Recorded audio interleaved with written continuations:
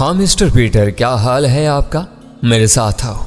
Isaac Peter ने थके थके अंदाज में जवाब दिया और मुझे साथ लिए हुए उस बार एक दूसरे कमरे में पहुंचा। बराहे करम बैठ जाओ, वो उसी अंदाज में बोला। मैं उसे बड़ा मुज़माहिल सा पा रहा था। मैंने यहां भी उससे ताउन किया और बैठ गया। क्या बात है आइजक पीटर, तुम थके थके से नजर आ रहे हो? मुझे अपने बारे में बताओ दोस्त। क्या बताऊं? जो कुछ तुम हो। मुझे ये खतरा था पीटर कि तुम अपनी मशीनों की नाकामी के बाद मुझसे यही सवाल करोगे। देखो, तुम्हारे अलावा अगर कोई शख्स ये बात कहता तो शायद मैं बर्दाश्त न करता। इतना चिराग पा होता मैं कि उसे गोली मार सकता था। ये मशीनें मेरी सारी जिंदगी का सरमाया है और ये जदीद मशीनें किसी दूसरे के पास न रही होंगी। ये मेरी साल की मेहनत का नतोड़ है और आज तक मैं इन मशीनों पर अपने मकसद बरारी में नाकाम नहीं रहा। लेकिन तुम ना जाने क्या हो। तुम्हारे ज़हन में ऐसे आईनी पर्दे पड़े हुए हैं कि तुम्हारे ज़हन में झांकना नामुमकिन बल्कि कतई नामुमकिन है। मैं खामोशी से उसकी शक्ल देखता रहा। मुझे सख्त हैरत है गोल्ड। मुझे बताओ, क्या ये सब कुछ तुम्हारी किस कोशिश का नतीजा है? किसी इंसान की कुव्वत मशीनों को नाकारा बना सकती है मिस्टर पीटर? मुमकिन नहीं है। फिर तुम्हारा ज़हन इस तरह क्यों सोच रहा है? फिर मैं इसे क्या कहूँ? इन मशीनों को इस दुनिया की अजीम ईजाद कहा जा सकता है और इसी ईजाद की बुनियाद पर मेरे वतन में मेरी इज्जत व अजमत है और मैं इस इज्जत को खोना नहीं चाहता। लेकिन बहरहाल तुम इस बात से इनकार नहीं कर सकते पीटर कि मैं तुमसे ताउन कर चुका हूँ। हाँ, मुझे एतराफ़ है, लेकिन तुमने मेरी मशीनों को शिकस्त दी है। आइजक पीटर के होंठों पर फीकी सी मुस्कुराहट फैल गई। मेरे लिए और क्या हुक्म है पीटर? अब तुम मुझे पुलिस के हवाले कर दो। मैंने कहा, लेकिन आइजक पीटर ने इस बात का कोई जवाब नहीं दिया। मैं खामोशी से उसके जवाब का इंतजार करता रहा। फिर जब वो कुछ न बोला तो मैंने कहा, अपनी सरकारी हैसियत के अलावा अगर तुम मुझसे कोई गुफ्तगू करना चाहते हो तो मैं तैयार हूं। और मेरी इस बात पर वो चौंक पड़ा। दिलो जान से इन मशीनों से मेरी जज्बाती वाबस्तगी है, लेकिन तुम्हारे सिलसिले में पहली बार नाकामी का मुंह देखना पड़ा है और अब तुम्हारी हैसियत दूसरी चीज़ों से बढ़ गई है। अगर तुम मेरे ऊपर भरोसा कर सकते हो तो मुझसे ताउन करो। मैं वादा करता हूं कि तुम्हारा काबिल एतमाद दोस्त से साबित होगा। इन अल्फाज पर अब मुझे एतबार नहीं रहा मिस्टर पीटर। क्यों? इसलिए कि तुम्हारी इस दुनिया में बहुत से लोगों ने मुझसे यही अल्फाज कहे हैं, लेकिन इनमें से कोई भी ऐसा नहीं निकला जिसने इन्हें पूरा किया हो। सभी किसी न किसी चक्कर में रहे हैं और जब मैं उलझन में गिरफ्तार हुआ तो उन्होंने मुझे छोड़ दिया। मिस्टर पीटर, इसमें कोई शक नहीं है कि आमतौर पर इंसान की सोच यही रही है कि अगर कोई इसके लिए कारामद होता है तो वो इसके पीछे दौड़ता है, लेकिन जब वो महसूस करता है कि वो शख्स जिसने उसके लिए बहुत कुछ किया है लेकिन इसके लिए बायस उलझन बन रहा है तो वो खामोशी से छोड़ देता है। लेकिन मुझे कुछ ऐसे लोग मिले हैं जो बेलोस साथी हैं। इन्होंने इस दुनिया के बारे में मालूमात और तहकीकात के बारे में मेरी मदद भी की है और खुद भी इससे फ़ायदा उठाया है। मुझे वही अंदाज पसंद है। बराबरी की बुनियाद पर और लालच के इस एहसास को जहन से निकाल कर अगर दोस्ती की जाए तो ज़्यादा पायदार दोस्ती होती है। मैं तुम्हें अपने खलूस का यकीन नहीं दिला सकता गोल्ड। इसके अलावा मैं तुमसे ये भी नहीं कहूँगा कि मैं इस दुनिया का सबसे बेगर्ज और बेदाग इंसान हूँ। तुम्हारी ज़ात में भी मेरा मफाद है। हालांकि मैं इस वक्त एक मजबूत हैसियत का मालिक हूँ जबकि तुम एक मुजरिम हो और फिल वक्त हालात क्या तो मजबूर। बात यह है मिस्टर पीटर, मैंने खुद को कभी किसी मदद की ज़रूरत का मोहताज नहीं समझा। मैं पुलिस की कैद में हूँ, जब चाहूँ वहाँ से निकल सकता हूँ। लेकिन मैं फिर वही बात कहूँगा कि मैं इस दुनिया को देखने की गर्ज से यहाँ आया हूँ और किसी अच्छे साथी की मदद से अपनी यह ख्वाहिश पूरी करने का ख्वाहिशमंद हूँ। इस अच्छे साथी की तलाश मेरे लिए ज़रा मुश्किल है। यह दुरुस्त है कि मैं किसी के काम आऊँगा तो मेरी मदद की जाएगी, लेकिन क्या ज़रूरी है कि अगर मैं तुम्हारा मुआवन हूँ तो तुम मेरे मुआवन बनो? अगर तुम इतने ही मजबूत हो गोल्ड तो इंतज़ार करो, वक्त अपने हर सवाल का जवाब खुद बता देता है। चलो ठीक है, मैं तैयार हूँ। मैंने कहा ना कि मैं मजबूर हूँ कि इस दुनिया के किसी मुखलिस फ़र्द के सहारे इस दुनिया को देखूँ। अगर वह तुम हो तो मैं तुम्हें खुश आमदीद कहता हूँ, तब फिर मुझसे दोस्ती कर लो। पीटर उठकर मेरे नज़दीक आ गया और उसने अपना चौड़ा हाथ फैला दिया। मैंने मुस्कुराते हुए उसका चौड़ा हाथ अपने हाथ में ले लिया था। फिर मैंने संजीदा लहजे से कहा, और अब जो कुछ मैं कहूँ उस पर आंखें बंद कर गई। यकीन कर लेना, मैं तुम्हें अपने बारे में मुकम्मल तफसील नहीं बताऊंगा। चंद ऐसी चीज़ें ज़रूर बताऊंगा जो तुम्हारी उलझन दूर कर सके। ठीक है, इस हद तक भी गवारा है, पीटर ने जवाब दिया। तब तुम सवाल करो, मैं इसका जवाब दूंगा। क्या तुम किसी खास जहन के मालिक हो? मेरा मकसद है कि तुम्हारे जहन में क्यों नहीं झांक सकते हम। मेरे अंदर कुछ कुदरती सलाहियतें हैं मिस्टर पीटर, जिनकी वजह से मैं आम लोगों से ज़रा मुख्तलिफ हूँ। इनमें से कुछ सलाहियतें तुम देख चुके हो। वो ये कि तुम अपनी तमाम तरकोशियों और तजर्बे के बावजूद मेरे ज़हन में न झांक सके, और इसके अलावा मुझे किसी भी किस्म की दौलत का कोई लालच नहीं है। मैं इस दुनिया में, इस मुआशरे में कोई मकाम बनाना नहीं चाहता, सिर्फ और सिर्फ इस दुनिया को देखने का ख्वाहिशमंद हूँ। अगर पिंकी के कत्ल होने के बाद वो दौलत मेरे हाथ लग भी जाती तो तुम यकीन करो कि मैं इस दौलत के मसरफ से नावाकिफ हूँ। पिंकी ने मुझसे कहा था कि अपने काम की तकमील के बाद वो मुझे दुनिया की सैर कराएगी, लेकिन इससे पहले ही बैकर ने उसे कत्ल कर दिया। एक बात बताओ दोस्त, पूछो, क्या तुम्हें यकीन है कि उसे बैकर ही ने कत्ल किया है? हाँ, इस बात में कोई शुबा नहीं। तो सुनो, पीटर आगे झुक आया। अगर पिंकी को बैकर ने कत्ल किया है और वह दौलत उसके पास पहुंच चुकी है तो हम इस दौलत को उसकी मलकियत क्यों रहने दें? पीटर ने कहा। मैं समझा नहीं। मैंने कहा, इस दौलत में हमारा भी तो हक है। हमारे से मेरी मुराद हम दोनों हैं। ओह, मैंने गहरी सांस ली। अजीम आदमी बहुत हल्का हो गया था, ताहम अब मुझे इस दुनिया में ही गुजारा करना था। हल्के भारी हर किस्म के लोग मेरे लिए काबिल कबूल थे। अगर इस दुनिया का यही मायार था प्रोफेसर, तो मैं इससे अलग कैसे हो सकता था? चुनाचे मैंने गर्दन हिला दी। तुम देखोगे आइजक पीटर के वो दौलत बैकन के पास से ही बरामद होगी। तो अब सवाल यह पैदा होता है मेरे दोस्त के इस सिलसिले में सारे काम तुम खुद करोगे? मैं तो तुम्हारी इस दुनिया से नावाकिफ हूँ। मेरी जो ख्वाहिश है वो मैंने तुमसे दोहरा दी है। इसके अलावा मैं कुछ नहीं चाहता। लेकिन जो कुछ मैं चाहूँ वो कर तो सकते हो? पीटर ने सवाल किया। हाँ ठीक है, मैं तुमसे ताउन करूँगा, लेकिन क्या तुम भी मेरी ख्वाहिश पूरी करने में मेरी मदद करोगे? दिलो जान से। और मैं तुम्हें वादों पर नहीं रखूँगा, बल्कि तुम्हारे लिए फौरी तौर पर कुछ न कुछ करूँगा। तो फिर बताओ मुझे क्या करना चाहिए? डियर गोल्ड, मैं तुम्हारी इन अजीब और गरीब सलाहियतों से भरपूर फ़ायदा उठाना चाहता हूँ। बस यूँ समझ लो कि मैं तुम्हारी मदद करूँगा और तुम मेरी। चुनाचे इब्तदाई मरहले के तौर पर मैं कल दोबारा तुम्हें पुलिस के हवाले कर दूंगा और इसे बताऊंगा कि तुमने पिंकी के कत्ल का एतराफ़ कर लिया है। इस तरह बैकन को यह इत्मीनान हो जाएगा क्या वो आज़ाद है और किसी खतरे में नहीं है। पुलिस तुम्हें मुकदमा चलाने के लिए अपने पास रखेगी, लेकिन मेरा यह वादा है तुमसे कि तुम्हें मैं पुलिस के कब्जे से आज़ाद करा दूंगा और उसके बाद हम बैकन को देखेंगे। इस दौरान मैं बैकन के बारे में मुकम्मल मालूमात हासिल कर लूंगा और उसकी रहाइशगाह भी देखूंगा। फिर हम और तुम मिलकर, क्या ख्याल है? ठीक है, मैंने पीटर से इत्तेफाक किया। इस दौरान मैं तुम्हारी पोशीदा सलाहियतों पर भी रिसर्च जारी रखूंगा और तुम्हें एक ऐसी कुव्वत बनाने की कोशिश करूंगा जिसका कोई साज ना हो। आइजक पीटर ने कहा और उसकी इस बात पर मेरे होंठों पर हकारत अमेज मुस्कुराहट फैल गई। बहर सूरत प्रोफेसर, यहाँ आने के बाद मैंने सब कुछ देखा था। इस दुनिया का यह साइंसदान न जाने खुद को क्या समझता था, हालांकि मेरे नज़दीक इसकी हैसियत कुछ भी ना थी। यहाँ आने के बाद मैंने बददिली महसूस की थी, लेकिन यह बददिली सिर्फ इस दुनिया के लोगों से थी, इनकी एजादात से नहीं। मुझे मुस्तकबिल का यह दौर पसंद नहीं आया था। यहाँ का हर शख्स अपने ज़ाती मफाद के लिए अपनी सत्ता से नीचे गिर जाता था। भला यह भी कोई बात हुई, ज़ाती मफाद के लिए सत तक गिर जाना? मैंने सदियों में कभी देखा था, लेकिन इसके बावजूद प्रोफेसर जदीद दुनिया की एजादात ने मुझे मुतासर किया था। यह दुनिया बड़ी हसीन थी। इन पुरहवस लोगों ने न जाने किस जज्बे के तहत इस दुनिया को इस हद तक हसीन बना दिया था कि इन्हें नज़रअंदाज करके सिर्फ इनकी काविशों को देखने को जी चाहता था। चुनांचे मैंने सोचा था कि थोड़ा सा वक्त और इस दुनिया में गुजार दूं, इसके बाद देखूंगा कि मुझे क्या करना है।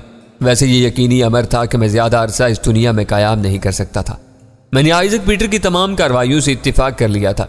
चुनांचे वो मेरे साथ बड़े खलूस से पेश आ रहा था। बज़ाहिर वो मेरा मुखलिस भी नजर आता था। उसने मेरी रहाइश के लिए आला बंदोबस्त भी किया और मुझे कहा कि कल सुबह वो मुझे पुलिस के हवाले कर देगा और उसके बाद 2 या 3 दिन में मैं आज़ाद हो जाऊंगा। रात के खाने पर आइजक पीटर ने मुझे बुलाया। इस दौरान मैं अपनी रहाइशगाह में मुकीम रहा था, जो आइजक पीटर ने मुझे मुहैया की थी। उसके अहले ख़ानदान के बारे में मुझे कुछ मालूम नहीं था और ना ये मैं इन सारी बातों को मालूम करने का ख्वाहिशमंद था। लेकिन खाने की मेज़ पर आइजक पीटर के अलावा एक नौजवान लड़की भी थी, जिस्मानी तौर पर बेहद हसीन, लेकिन सूरत बिल्कुल बच्चों की मानिद, गुफ्तगू में भी बच्चों का सा अंदाज था। जब मैं उसके कमरे में पहुंचा तो वो कुर्सी से खड़ी हो गई। और डैडी, ये हैं आपके नए दोस्त। क्या नाम बताया था आपने इनका? उसकी आंखों में खुशी की चमक थी। लाख। आइजक पीटर ने मेरी जानिब देखकर आंख तपाते हुए कहा, गोया वो मुझे इशारा कर रहा था कि मुझे सही नाम ना बताओ। ताज्जुब की बात है डैडी, आपके दोस्तों अमूमन खुश्क मिजाज और बूढ़े हुआ करते हैं। मिस्टर लाख तो बेहद हसीन है और नौजवान है। डैडी, ये तो मकामी नौजवानों से बड़े मुख्तलिफ मालूम होते हैं। और इनका रंग? वो अपनी कुर्सी खिसकाकर पीछे हटी और घूम कर मेरे नज़दीक आ गई। फिर उसने मेरे बाजुओं पर हाथ फेरा। डैडी, बिल्कुल यूं महसूस होता जैसे कि ये बाजू सोने के बने हुए हों, उसने कहा और आइजक पीटर हंसने लगा। फिर उसने मेरी तरफ रुक करके कहा, यह मेरी बेटी एनी है, एनी पीटर। बड़ी खुशी हुई आपसे मिलकर। लड़की ने खुश होकर कहा और उसने अपना हाथ बढ़ा दिया और मैंने रस्म व रवाज के मुताबिक उसका हाथ अपने हाथ में थाम लिया। तशरीफ रखी है जनाब, आपसे मिलकर वाकई खुशी हुई है, एनी ने कहा। वो मेरी तरफ भरपूर तवज्जो से देख रही थी। फिर उसने खाने की मेज पर मेरी बड़ी खातिर मदारत की। खाते खाते दफातन वो बोल पड़ी, दरअसल डैडी के दोस्त कभी कभी यहाँ आते हैं, लेकिन वो इतने बोर होते हैं कि इनसे बात करना तो दरकिनार इनके पास बैठने को भी दिल नहीं चाहता।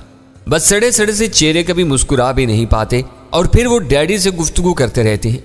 ये भूल जाते हैं कि मैं भी यहाँ मौजूद हूँ और मुझे साइंस के बारे में ना कोई मालूमात है और ना ही कोई दिलचस्पी। आप खुद देखें ना मिस्टर लाक के ऐसे लोगों को जो ना मेरे हम उम्र हों ना हम असर, इन्हें कैसे बर्दाश्त किया जा सकता है। मैंने कोई जवाब नहीं दिया, लेकिन आइजक पीटर हंसता रहा था। फिर उसने कहा, एनी बड़ी हो गई है, लेकिन न जाने क्यों इसकी ज़हनी नशोनुमा उम्र का साथ ना दे सकी। ये बिल्कुल मासूम है, बच्चों की मानित, और बच्चों ही के से अंदाज में गुफ्तगू करती है।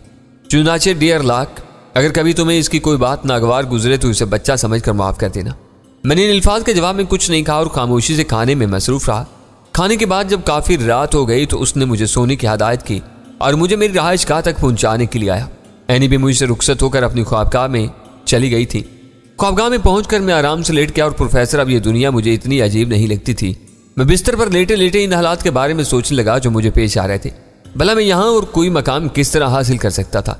यहाँ तो अगर किसी हैसियत से आए भी तो दूसरों के लिए दिलचस्पी का जरिया बन जाते हैं और फिर वो लोग इस कोशिश में मसरूफ हो जाते हैं कि मुझे बंदर की तरह अपने इशारों पर नचाएं और अपना मफाद हासिल करें। लेकिन प्रोफेसर, ये तो मेरी सरिश्त ही ना रही थी। मैं कुछ भी था, किसी के हाथों नाचना पसंद नहीं करता था। हर दौर में यही हुआ था कि लोगों ने मुझे कोई नरम चारा समझकर इस्तेमाल करने की कोशिश की, लेकिन बिलाखिर मैं इनके हल की हड्डी बन गया। हाँ, ये दूसरी बात है कि कुछ वक्त मैंने इंतजार में गुजारा हो। अपने बिस्तर पर लेटे लेटे मैंने अपने ज़हन में बहुत से मंसूबे बनाए। मैंने सोचा कि इस वक्त इस शख्स के ताउन भी बुरा नहीं होगा। मुमकिन है ये मेरे सिलसिले में मेरा मुआवन और मददगार साबित हो। बहरहाल एक बात का अंदाज़ा बखूबी हो गया था कि वो भी एक लालची इंसान था और इस दुनिया के आम लोगों की मानी दौलत हासिल करने का ख्वाहिशमंद। चुनाचे अगर मैं फिल वक्त उसके किसी काम आ सका तो कोई हर्ज नहीं है। मुमकिन है वो मेरा बेहतर साथी साबित हो। तो मैंने आखिरी फैसला कर लिया कि इसकी हदायत पर अमल करूंगा और इस दुनिया को जानने के लिए इसका ताउन हासिल करूंगा। और जब यहाँ के रहने वाले सभी एक ही फितरत के लोग हैं तो अच्छे लोगों की तलाश में कहाँ वक्त ज़ाया करूँ। इसलिए बेहतर यही है कि आइजक पीटर का साथ दूँ और इससे अपना मफाद हासिल करूँ। हाँ प्रोफेसर, मैं भी मफाद परस्त बन गया था और अब इस सिलसिले में बेहतर इंसानों की तलाश का ख्वाहिशमंद नहीं था। फिर जब यह मरहला मेरे ज़हन में तय हो गया तो मेरी निगाहों में कुछ शक्लें उभर आईं। पिंकी थी जो कत्ल हो गई, जोली थी जिसने मेरा बेहतर तौर पर साथ दिया था, और अब और शक्ल सामने आई थी, एक मासूम सी बचकाना सी शक्ल, बेतकान बातें करने वाली, लेकिन जिसका बदन भरपूर था। मैं इस लड़की के बारे में सोचता रहा। अभी तक मेरे जहन में कोई खास तासुर नहीं उभरा था, लेकिन उसकी माहियत मेरे लिए दिलकश रहेगी। मैंने सोचा और फिर आंखें बंद कर ली। गोया मैं अब आर्जी नींद सोने का ख्वाहिशमंद था। दूसरी सुबह हस्बे मामूल चमकदार थी, हर चीज़ यकसां थी और यही सब मेरे हम असर थे। गहरे समंदर जिन्हें मैंने इब्तदा से देखा था और वो आज तक यूं ही थे। चांद जो रातों को चमकता था, सितारे जो अपना एक मखसूस दायरा अमल रखते थे और इन्हें इनकी जगह से कोई जुम्बिश नहीं दे सका था, और फिर दिन को चमकने वाला सूरज जिसकी बेशुमार रवायात मंजरियाम पर थी। ये सब के सब मेरी तरह नाकाबिले तस्खीर थे। और सच्ची बात तो ये है, अगर मेरे दोस्त थे और हम असर थे तो यही थे, लेकिन मेरे और इनके दरमियान को गहरा रब्त कायम नहीं हो सका था, सिवाय सितारों के कि हम सब एक दूसरे को अपनी अपनी कहानियां सुना सकते थे।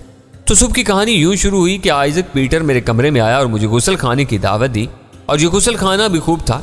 इंसान ने यहाँ पर भी आलात को ना छोड़ा था। नहाने के लिए अजीबो गरीब चीज़ें थी और मैं इन चीज़ों से काफ़ी देर तक खेलता रहा।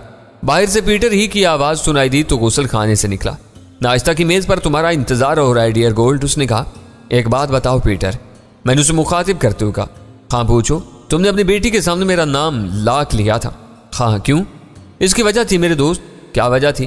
दरअसल जेल से आने के बाद तुम मेरे दोस्त, तुम मेरे मेहमान की हैसियत से रहोगे। मैं नहीं चाहता कि लोग तुम्हें गोल्ड के नाम से जाने।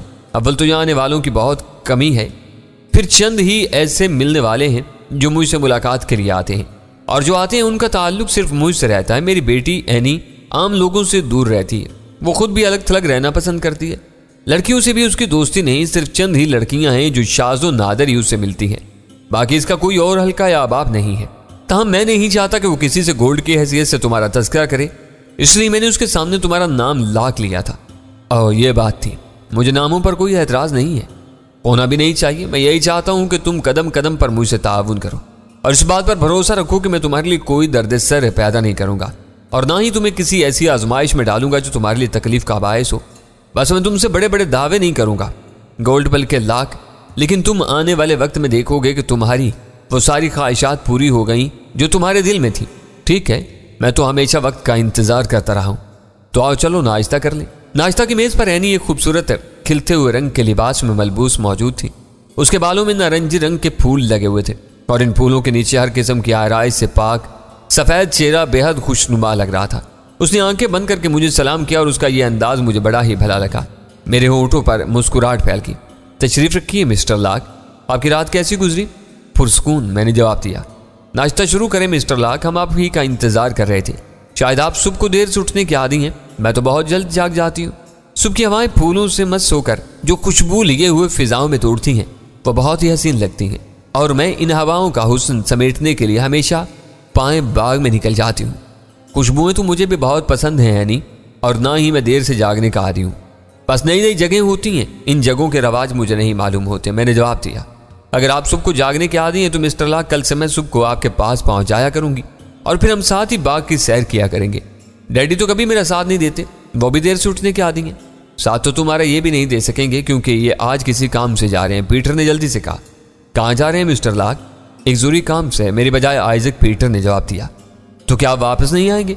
क्यों नहीं वापस आएंगे, मुमकिन है 1-2 दिन ही में वापस आ जाएं और उसके बाद एक तवील अरसा तक हम इन्हें अपने साथ ही रखेंगे। आइजक पीटर मेरे बोलने से पहले फिर जल्दी से बोल पड़ा। तब ठीक है, मेरी सूरत है जब आप वापस आ जाएंगे तो फिर हम सुबह को हवा खोरी किया करेंगे। मुझे बहुत ही पसंद है सुबह की सैर, और अगर इसमें मेरे साथ आप जैसा कोई शख्स भी हो तब तो फिर मजा ही आ जाएगा। मैं तन्हाई से इतनी उकता गई हूँ और डैडी से बारहा जिक्र करती हूँ, लेकिन वो मेरी तन्हाई का कोई हल तलाश नहीं कर सके। ओह, मेरा ख्याल है मैं तुम्हारे लिए काफी बेहतर हल तलाश कर लूंगा, लेकिन मुझे थोड़ा सा वक्त और मौका दो बेबी, आइजक पीटर ने कहा। यह तो आप एक तवील अरसे से कह रहे हैं। खैर कोई बात नहीं, मैं भी इसकी आदी हो चुकी हूँ। एनी हंस कर बोली और आइजक पीटर भी बेतुके अंदाज में हंसने लगा। मैं खामोशी से बाप बेटी की गुफ्तगू सुनता रहा। मैं सोच रहा था कि आइजक पीटर मुझे आज ही पुलिस के हवाले करने का फैसला कर चुका है और मुझे इस सिलसिला में कोई तरद्दुद भी नहीं था। मेरे लिए क्या फ़र्क पड़ता है, अगर आइजक पीटर मेरे साथ ताउन करना चाहता है तो मुझे खुद ही पुलिस के चुंगल से निकाल लाएगा, तो बेहतर यही है कि मैं इसका इंतज़ार करूं।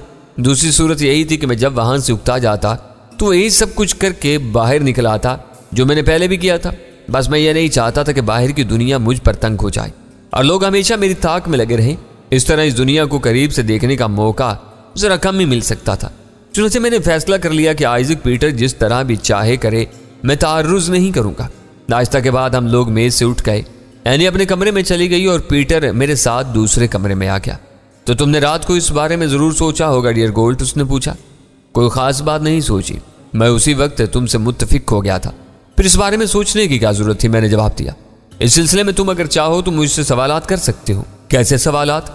मेरा मकसद है अगर तुम्हारे जहन में तरद्दुद हो कि मैं तुम्हें किस तरह निकाल कर लाऊंगा तो तुम इस बारे में मुझसे पूछ सकते हो और मैं तुम्हें बेहतर जवाब से मुतमईन कर दूंगा।